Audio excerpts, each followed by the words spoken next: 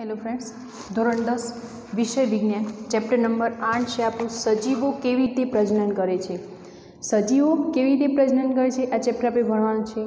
તો આપણે પહેલાં સમજીએ કે ચાર્લ્સ ડાર્વિન નામ તમે સાંભળ્યું હશે કે જેમણે ઉત્ક્રાંતિવાદ આપેલો। એ વૈજ્ઞાનિક એવા હતા કે જેમણે એવું કહેલું કે જ્યારે આ પૃથ્વી પર કંઈ જ નહોતું ત્યારે કોઈ પણ જે વસ્તી હતી આપણે જોઈએ છીએ આ વસ્તીનો જન્મ કઈ રીતે થયો એટલે કે એ પેદા કઈ રીતે થઈ। તો ચાર્લ્સ ડાર્વિને એવું કહેલું કે વસ્તીની શરૂઆત એટલે કે એક કોષીય પ્રાણી કોઈ દરિયાની અંદર હતું અને એ પ્રાણી દ્વારા આ જુદા જુદા સજીવો જે જુદી જુદી જાતિઓ જોઈએ છે એનું ઉત્પન્ન થઈ, જુદી જુદી જાતિઓ એમાંથી ઉત્પન્ન થઈ। તો એમને એવું કહ્યું કે એ એક કોષીય સજીવ હતું જેના દ્વારા હાલમાં જે આપણે જોઈએ છીએ જેમ કે પ્રાણીઓ છે, સરીસૃપો છે, આપણે પોતે મનુષ્ય લઈએ તો આ બધાનું ઉત્પન્ન ક્યાંથી થઈ, બધાની ઉત્પત્તિ ક્યાંથી થઈ? તો એ એક કોષ એટલે કે અમીબા જેવો કોઈક એવો એક સજીવ હતો કે જેના દ્વારા આ બધી ઉત્પત્તિઓ થઈ। તો તમને પ્રશ્ન થશે કે આ ઉત્પત્તિઓ કઈ રીતે થતી હશે અથવા તો એવું થાય કે આ પ્રજનન આપણે જે ચેપ્ટર ભણ્યા છે એ પ્રજનન કરવાની જરૂરિયાત કેમ છે? તો કોઈ પણ સજીવ લઈ લો જેમ કે પ્રાણીઓ હોય, કોઈ સરીસૃપો હોય કે આપણે મનુષ્ય પોતે હોઈએ તો પ્રજનનની ક્રિયા એટલે કે પોતાની જે જાતિ છે, પોતાની જે વસ્તી છે એને ટકાવી રાખવા માટે આ પ્રજનનની ક્રિયા એ પોતે કરતા હોય છે। એટલે પ્રજનનની ક્રિયા એ શેના માટે જરૂરી છે? તો પોતાની જાતિ કે વસ્તીને ટકાવી રાખવા માટે આ પ્રજનનની ક્રિયા જરૂરી છે। હવે તમે જાણો છો કે પ્રજનનની ક્રિયા જે છે એ વસ્તી કે પોતાની વસ્તી કે જાતિનો વિકાસ કરવા માટે જરૂરી છે। તો પ્રજનનના લીધે જ એ નવી સંતતિને જન્મ આપે છે। પ્રજનનના કારણે શું થાય છે? એ નવી સંતતિને જન્મ આપતા હોય છે અને આ સંતતિ જેમ જેમ વધે આગળ એ સંતતિ જ્યારે પુખ્ત વયની થાય ત્યારે એ બીજી સંતતિને જન્મ આપે અને આમને આમ એ પોતાની વસ્તી જે છે એટલે કે પોતાની જે જાતિ જે છે એને શું કરે છે? એ ટકાવી રાખતા હોય છે। હવે બધા જ સજીવો પ્રજનન દ્વારા પોતાની જાતિને અમર બનાવે છે એટલે કે દરેક સજીવ જે છે એ શું કરે છે? પ્રજનનની ક્રિયા દ્વારા પોતાની જાતિને અમર બનાવે છે।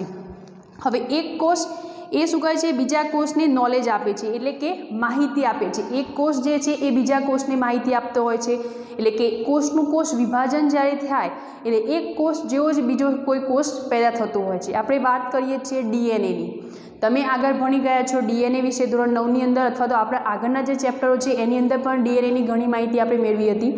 તો ડીએનએ એટલે કે એક નોલેજ, એક માહિતી આપે છે। માહિતીની અંદર શું હોય છે?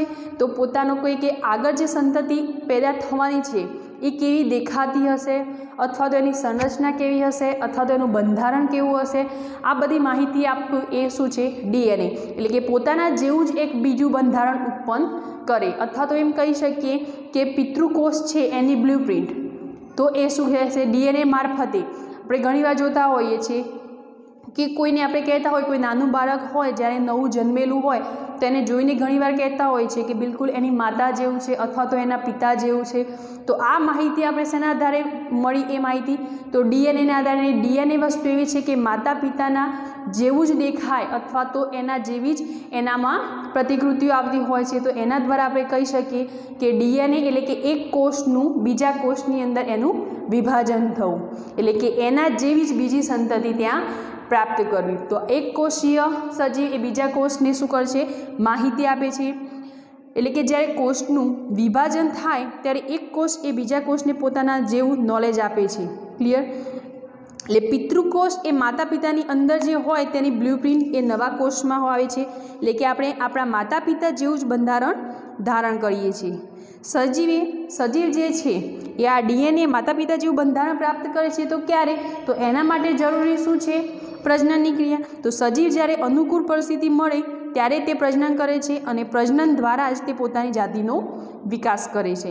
પ્રજનન વડે સંતતિ પેદા થાય છે અને તે સંતતિ વડે જ પોતાના જેવા અન્ય સજીવ ઉત્પન્ન થાય છે। તો આના ઉપરથી આપણે પ્રજનનની વ્યાખ્યા આપવી હોય તો શું આપી શકીએ? તો પ્રજનનની વ્યાખ્યા જો આપવી હોય તો સજીવો દ્વારા પોતાના જેવા જ સજીવ પેદા કરવાની ક્રિયા જેને શું કહે છે? પ્રજનન। તો પ્રજનનની વ્યાખ્યા જો આપવી હોય તો શું કહી શકીએ આપણે?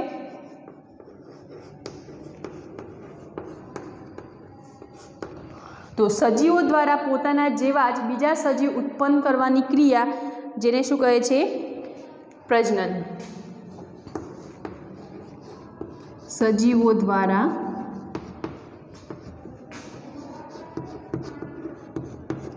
પોતાના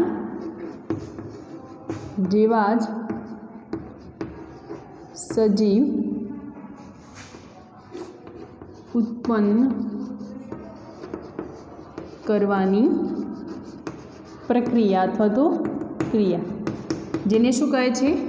પ્રજનનની ક્રિયા.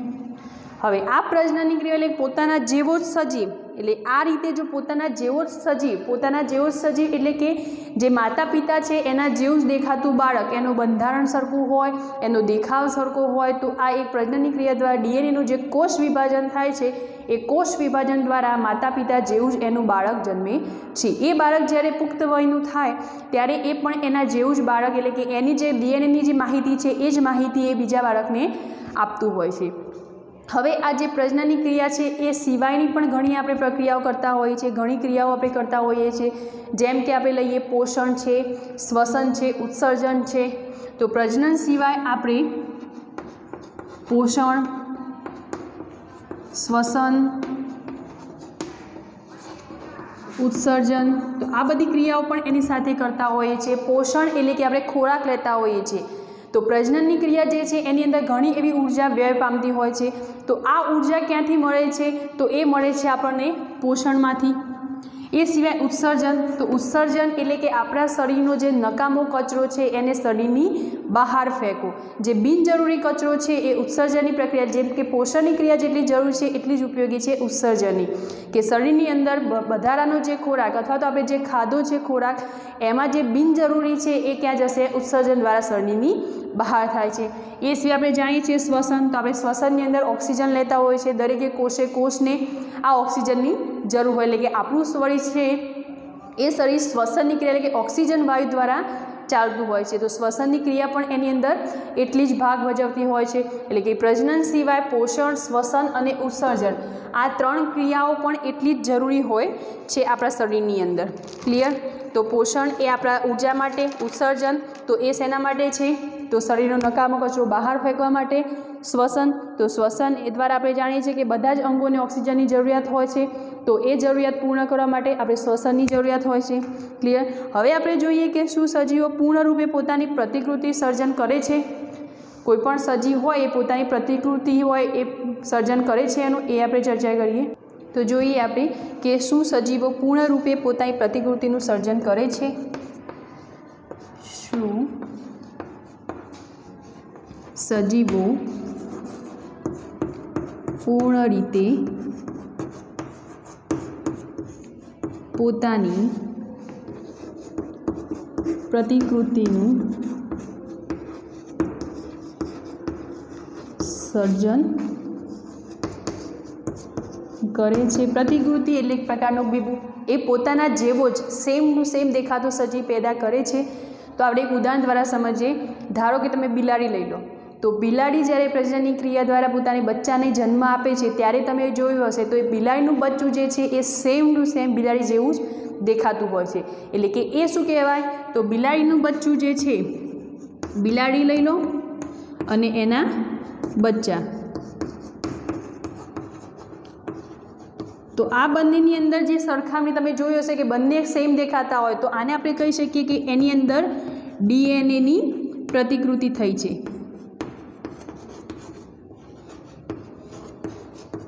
તેમ કહેવાય. ડીએનએની પ્રતિકૃતિ થઈ હોય એમ કહી શકીએ આપણે કે એના જેવું સેમ ટુ સેમ સામે બીજો એક એવો સજીવ મળે છે. તો આને પ્રતિકૃતિ થઈ કહેવાય.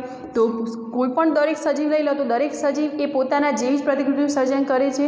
તો અહીંયા જૈવ રાસાયણિક પ્રક્રિયાઓ જે થાય છે એ 100% વિશ્વસનીય હોતી નથી. એનું કારણ જે છે તમે આપણે જોતા હશો, જેમ બિલાડીનું ઉદાહરણ લીધું એ તે કોઈક 2 થી 3 ભાઈ બહેનો હોય તો 2-3 ભાઈ બહેનોને તમે જોશો તો દરેકનો ચહેરો સરખો હશે નહીં, બધા જ અલગ અલગ. દરેક માટે આ વસ્તુ, દરેક માટે આ પ્રતિકૃતિ છે એ શક્ય નથી. એટલે કે બધા જ સમાન દેખાય એ વસ્તુ શક્ય નથી. જેમ કે કોઈ જુડવા બાળકો હોય તો એ દેખાતા હોય ભલે જ સરખા, પરંતુ એમની અંદર કોઈક તો એવી ભિન્નતા જોવા મળતી જ હોય છે. જેમ કે એમના સ્વભાવની અંદર ભિન્નતા હોય, કોઈક ને કોઈક ભિન્નતા એની અંદર આપણે જોતા જ હોઈએ છીએ. તો આ ડીએનએની પ્રતિકૃતિ જે છે એ બિલાડી કે એના જેવી જ દેખાતા એના બચ્ચા, તો એ પ્રતિકૃતિનું સર્જન થયું કહેવાય. પણ દરેક જૈવ રાસાયણિક પ્રક્રિયાઓ માટે આ 100% વિશ્વસનીય નથી.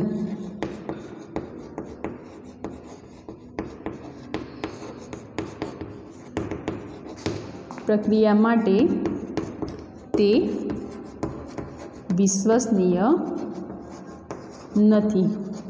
જેમ કે ભાઈ બહેનનું ઉદાહરણ આપ્યું તો ભાઈ બહેનના ઉદાહરણની અંદર દરેક ભાઈ બહેન એ સરખા દેખાવા એ વસ્તુ શક્ય નથી। જુડવા હોય તો એની અંદર પણ થોડાક મોટી ઉંમર થાય ત્યારે પણ થોડો ઘણો ડિફરન્ટ એની અંદર જોવા મળતો હોય છે। એટલે કે ડીએનએની પ્રતિકૃતિ એ દરેક સજીવ માટે એ સાચી વસ્તુ નથી। એટલે કે દરેક માટે એ ઘટના સત્ય છે તો એ વસ્તુ ખોટી છે। બિલાડીને બચ્ચા અને બિલાડી એની પ્રતિકૃતિનું સર્જન થાય છે પણ દરેક સજીવ માટે આ વસ્તુ શક્ય નથી।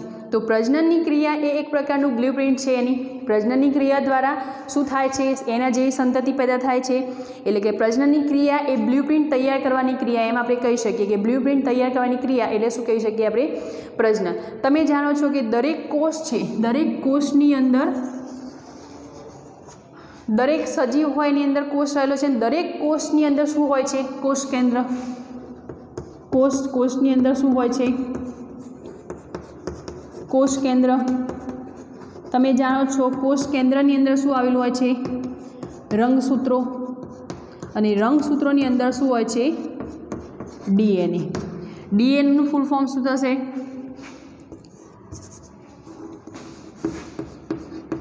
ડીએનએનું ફૂલ ફોર્મ થશે ડીઓક્સી રિબો ન્યુક્લિક એસિડ। ડીએનએનું ફૂલ ફોર્મ શું થશે, ડીઓક્સી રિબોન્યુક્લિક એસિડ। તમે જાણો છો આપણે આગળના ચેપ્ટરમાં જોયું તો દરેક સજીવ છે એની અંદર કોષ રહેલો હોય છે। કોષની અંદર શું હોય છે, કોષ કેન્દ્ર, અને કોષ કેન્દ્રની અંદર શું હોય છે, રંગસૂત્ર, અને રંગસૂત્રની અંદર શું આવેલું હોય છે, ડીએનએ। આ ડીએનએ જે છે એ શું કરે છે, પિતૃકોષો હોય એની માહિતી એ જાળવી રાખે છે। એટલે પિતૃકોષોની માહિતી કોણ જાળવી રાખે છે, તો ડીએનએ। પિતૃકોષોની માહિતી ડીએનએ જાળવી રાખે છે। એટલે કે જે માતા પિતા હોય એમના જેવું જ દેખાતું બાળક, તો એનું કારણ શું છે, ડીએનએ। ડીએનએની અંદર માહિતી હોય છે।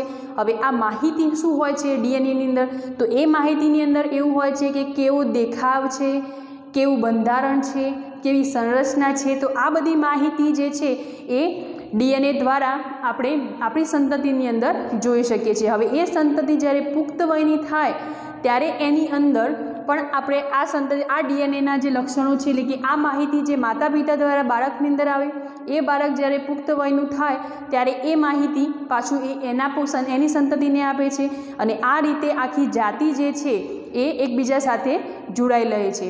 પણ આ ડીએનએની માહિતીની અંદર થોડી ઘણી, એટલે કે દરેક કોષ જે છે ડીએનએની અંદર એની થોડી ઘણી ભિન્નતા એની અંદર રહેલી હોય છે। તો આપણે ડીએનએ શું છે એના વિશે ડીપમાં માહિતી લઈએ કે પ્રજનનની ક્રિયા દ્વારા ડીએનએની અંદર કઈ રીતે ભિન્નતા જોવા મળે છે, સમજીએ આપણે ડીએનએ। તો ડીએનએ એ શું હોય છે, તો એક પ્રકારની એક માહિતી જાળવી રાખવાનું કાર્ય કરે છે। ડીએનએ શું કરે છે, માહિતી જાળવી રાખે છે। હવે આ ડીએનએની અંદર શું થાય છે, તો એક કોષ હોય એ માહિતી બીજા કોષને આપે છે, એટલે કે પોતાનું નોલેજ એ બીજાને આપે છે। એટલે જેમ કે માતા પિતા દ્વારા જન્મેલું બાળક એ શેની અંદર માહિતી લે, માતા પિતા એ એક કોષ થશે અને એ બીજા કોષને માહિતી, એટલે કે પોતાના બાળકની અંદર એ માહિતી એ પહોંચાડે છે, અને એ બાળક જ્યારે પુખ્ત વયનું થશે ત્યારે શું થશે, તો એ માહિતી પાછું એ આગળ બીજા કોષને આપે છે। હવે આ વસ્તુ કઈ રીતે સર્જાય છે, જેમ કે પ્રજનનની ક્રિયા થાય ત્યારે બે ડીએનએ છે એકબીજા સાથે જો, એટલે કે પ્રતિકૃતિ થઈ કહેવાય। પ્રજનનની ક્રિયા થાય એટલે શું છે, માતા પિતાના પ્રજનનની ક્રિયા દ્વારા પ્રતિકૃતિ બને છે, એટલે કે તેમના બંનેના ડીએનએ જોડાય છે। બંનેના ડીએનએ શું થાય છે, અહીંયા જોડાય છે। પ્રજનનની ક્રિયા દ્વારા બંનેના જે ડીએનએ છે એકબીજા સાથે જોડાય છે। હવે આ જોડાણ થાય જ્યારે ડીએનએનું, ત્યારે એની સાથે બીજી કોષીય સંરચનાઓ પણ બનતી હોય છે। એની સાથે જ્યારે ડીએનએનું જોડાણ થતું હોય ત્યારે બીજી એવી કોષીય સંરચનાઓ પણ એની સાથે બનતી હોય છે, અને ત્યારબાદ ડીએનએ અલગ થાય છે। કોષીય સંરચનાને કારણે ડીએનએ શું થાય છે, એમાંથી અલગ થાય છે, અને આમ કોષ વિભાજન થાય અને બે ડીએનએ બને છે। કોષ વિભાજન થઈ અને પછી આ રીતે બે ડીએનએ એની અંદર બનતા હોય છે। કોષીય સંરચના થાય એની સાથે ડીએનએનું જ્યારે જોડાણ થાય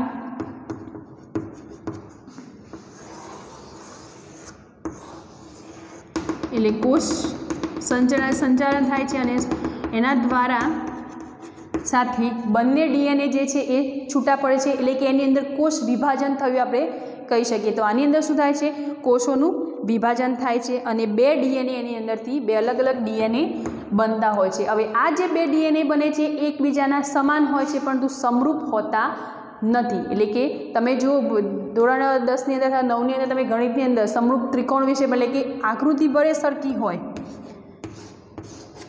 આને સમરૂપતા કહી શકીએ આપણે, પણ એના માપ કેવા છે, અલગ, એટલે કે આ બંને સમાન છે પણ સમરૂપ હોતા નથી। તો એ બંને ડીએનએ પ્રતિકૃતિઓ જોઈએ તો સમાન હોય છે। આ ડીએનએની પ્રતિકૃતિઓ સમાન હોય છે પરંતુ સમરૂપ હોતી નથી। સમાન હોય તો તમે જુડવા બાળકો જોયા હશે તો બંને માટે ડીએનએ સમાન છે, બંને સમાન દેખાતા હશે, પણ અમુક ઉંમર થતાં એ બંનેની અંદર થોડો ઘણો ડિફરન્ટ તો એની અંદર જોવા મળતો હોય છે, જેને આપણે શું કહીએ છીએ, સમરૂપ હોતા નથી। એટલે કે એમના સ્વભાવની અંદર અથવા તો કોઈક ના કોઈક નાનો મોટો ડિફરન્ટ એની અંદર જોવા મળતો હોય છે, તો એ શું કહેવાશે, સમરૂપ હોતા નથી। એટલે કે દરેકની અંદર ભિન્નતા જોવા મળે છે। ડીએનએ દ્વારા શું કહ્યું હમણાં આપણે કે એની અંદર કોષની માહિતી આગળ પહોંચાડે, કોષ વિભાજન થઈ અને બીજા કોષને માહિતી પહોંચાડે છે, એ કોષ પાછું ફરી વિભાજન થઈ અને બીજા કોષને માહિતી પહોંચાડે છે, પરંતુ આ માહિતીની અંદર થોડી ઘણી ભિન્નતા એની અંદર રહેલી હોય છે। હવે આ ભિન્નતા એટલે શું, તો ભિન્નતા જે છે એ તીવ્ર અને ઝડપી હશે તો શું થવાનું, જે ભિન્નતા હમણાં આપણે જોઈએ તો ભિન્નતા તીવ્ર અને ઝડપી હશે તો શું થવાનું, તો એ સમયે ડીએનએ કોષીય સંરચનાઓ સાથે સંયોજિત થઈ શકશે નહીં, સંરચનાઓ સાથે એ સંયોજિત થઈ શકશે નહીં અને પરિણામે શું થવાનું, એ ભિન્નતાની અંદર થોડો ઘણો ડિફરન્ટ આપણે જોવા છે। હવે આ ભિન્નતાનું મહત્ત્વ શું છે એ આપણે સમજીએ કે ભિન્નતા કેમ જરૂરી છે, ભિન્નતા થવી એ જરૂરી કેમ છે, તો ભિન્નતાનું મહત્ત્વ આપણે સમજીએ કે ભિન્નતાનું શું મહત્ત્વ છે।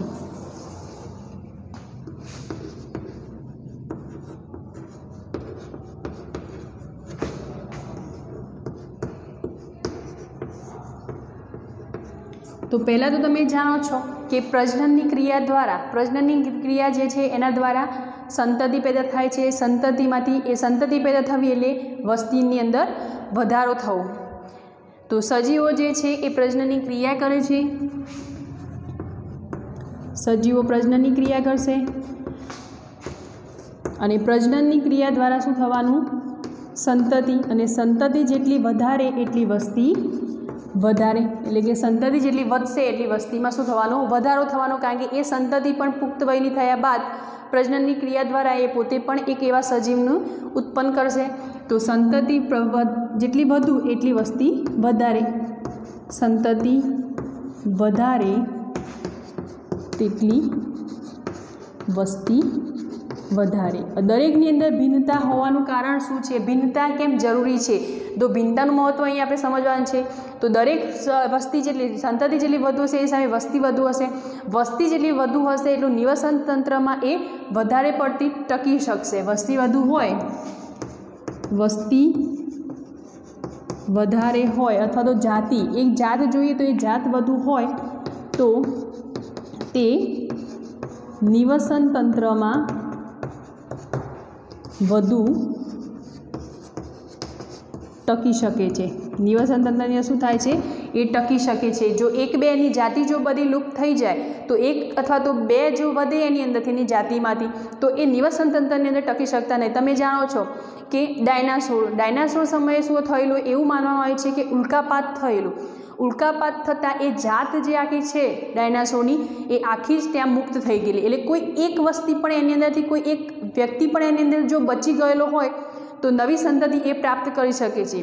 બિલાડીનું ઉદાહરણ આપણે જો હમણાં જોયું તો ધારો કે તમે એવું વિચાર લો કે કોઈ કારણોસર બિલાડીની પ્રજનન ક્રિયા જે છે એ નહીવટ થઈ ગઈ, એટલે કે પોતે પ્રજનનની ક્રિયા કરી શકતી નથી, તો શું થવાનું, જે હાલમાં જે બિલાડીઓ છે એ જીવિત રહેવાની, કોઈ નવી સંતતિ એમાંથી ઉત્પન્ન થવાની નથી, પરંતુ જેમ જેમ સમય થશે એટલે ધીમે ધીમે બિલાડી જે છે એમની ઉંમર જ્યારે થઈ જશે ત્યારે એ મૃત્યુ પામશે। એટલે નવી કોઈ બિલાડી ઉત્પન્ન થવાની નહીં, એટલે ધીમે ધીમે આગળના ભવિષ્યમાં જો જોવામાં આવે તો બિલાડી જે જાત છે એ આખી આ દુનિયામાંથી લુપ્ત થઈ જવાની। તો ડાયનાસોરની અંદર પણ એ જ કન્ડિશન, એટલા માટે હાલમાં કોઈ ડાયનાસોર જોવા મળતા નથી। તો એની અંદર એવું કહેવાય છે કે ઉલ્કાપાત થવાથી ડાયનાસોરની જે જાત છે એ આખી ત્યાં નષ્ટ થઈ ગઈ હતી।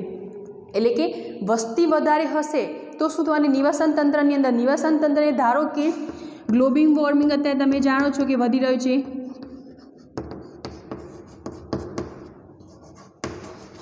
એ જ રીતે જો કદાચ પાણીનું સ્તર વધી જાય, ગ્લોબલ વોર્મિંગ, પાણીનું સ્તર અથવા તો કોઈ ઉલ્કાપાત થઈ જાય ભવિષ્યમાં, તો આવી બધી પરિસ્થિતિ જ્યારે સર્જાય ત્યારે જો વસ્તી વધારે હશે એટલે કે એક બે જાતિ જો એની અંદરથી રહી ગયેલી હશે તો એ બીજી સંતતિ પ્રાપ્ત કરી શકવાની।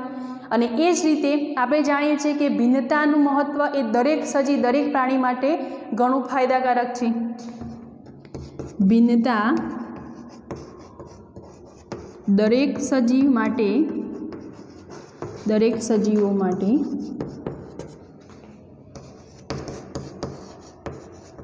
ફાયદાકારક છે। ક્લિયર? તો ભિન્નતાનું મહત્ત્વ અહીંયા આપણે સમજ્યા।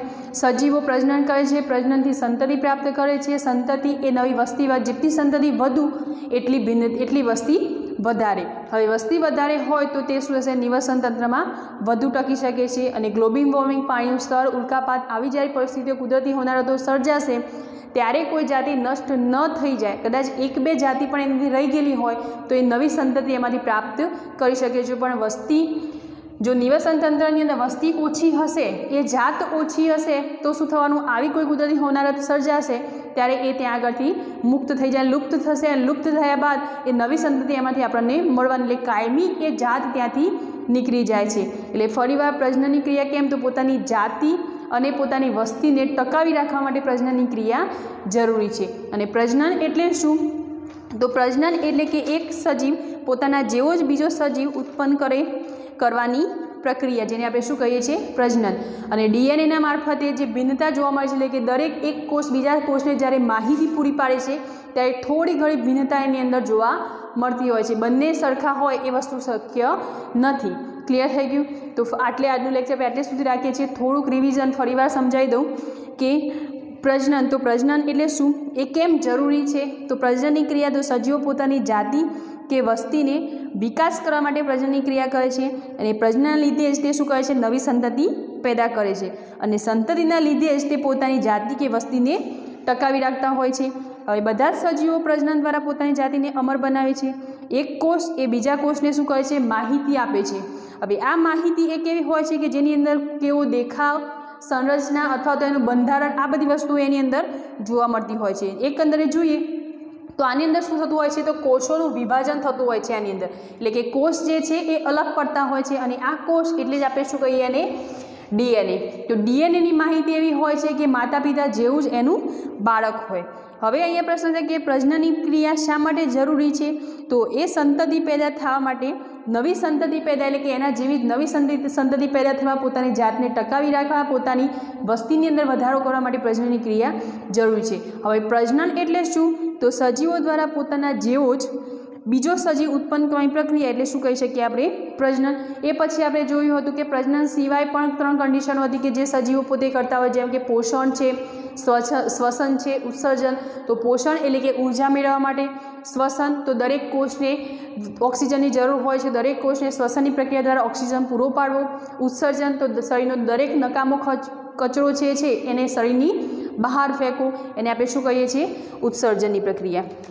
હવે પછી જોઈએ પ્રતિકૃતિ, તો પ્રતિકૃતિ એટલે કે એક બીબું ઢાળવું, પોતાના જેવો જ સેમ ટુ સેમ સજીવ ઉત્પન્ન કરવો। તો દરેક જૈવ રાસાયણિક પ્રક્રિયા છે એની અંદર 100% વિશ્વસનીય નથી। આપણે બિલાડીના ઉદાહરણ દ્વારા પણ એ સમજાય કે બિલાડી જે છે એના જેવું જ પોતાનું બચ્ચું એનું દેખાતું હોય છે। તો બીજું સામે એ પણ જોયા હતા કે દરેક જે ભાઈ બહેન છે એ સરખા દેખાતા હોતા નથી, એટલે કે દરેક માટે એ વસ્તુ શક્ય, સાચી એ વસ્તુ શક્ય નથી। તો આ બધું ડિપેન્ડ એના ઉપર છે, તો એ વસ્તુ ડિપેન્ડ છે ડીએનએ ઉપર। તો ડીએનએ જે છે એ પોતાના માતા પિતાનામાંથી બાળકમાં આવે છે। બાળક જ્યારે પુખ્ત વયનું થાય ત્યારે એ પોતાના બાળકને પોતાની સંતતિને આપે છે, અને ત્યારબાદ એની અંદર બધા જ કોષો જે ડીએનએ પ્રજનનની ક્રિયા દ્વારા જે ડીએનએ ભેગા થાય છે ત્યારબાદ એ કેટલીક કોષસંજીય ક્રિયાઓ થતી હોય છે, કોષીય સંરચનાઓ એની અંદર થતી હોય છે, જેના દ્વારા એની સાથે ડીએનએ જે છે એ અલગ પડતા હોય છે. હવે આ અલગ પડતા ડીએનએ છે એ બધા સમાન હોય છે પરંતુ સમરૂપ હોતા નથી. ક્યાંક ને ક્યાંક થોડી ઘણી ભિન્નતા એની અંદર જોવા મળતી હોય છે. હવે આ ભિન્નતા એનું મહત્વ શું છે, ભિન્નતા હોવી કેમ જરૂરી છે? તો તમે જાણો કે સજીવો પ્રજનન કરે છે, પ્રજનનની ક્રિયા દ્વારા સંતતિ પ્રાપ્ત કરે છે અને સંતતિ જેટલું વધુ એટલી વસ્તીમાં વધારો. વસ્તી વધુ હશે તો શું થશે, તો નિવસન તંત્રની અંદર એ પોતે ટકી રહેશે. હવે ટકી રહેશે એટલે કે જેટલી જાત વધારે હશે, ક્યાંક કુદરતી હોનારત સર્જાય તો એ જાત પોતે બાકી હશે તો બીજી સંતતિ એમાંથી પેદા કરી શકવાની. એટલે ભિન્નતા દરેક સજીવ માટે શું છે એ ફાયદાકારક છે, એટલે કે દરેક સજીવ માટે ભિન્નતા હોવી જરૂરી છે. ક્લિયર થઈ ગયું? તો આજનું લેક્ચર આપણે એટલે સુધી રાખીએ છીએ. નેક્સ્ટ વિડીયોની અંદર આ જ ચેપ્ટરની અંદર આપણે આગળ વધીશું. Thank you.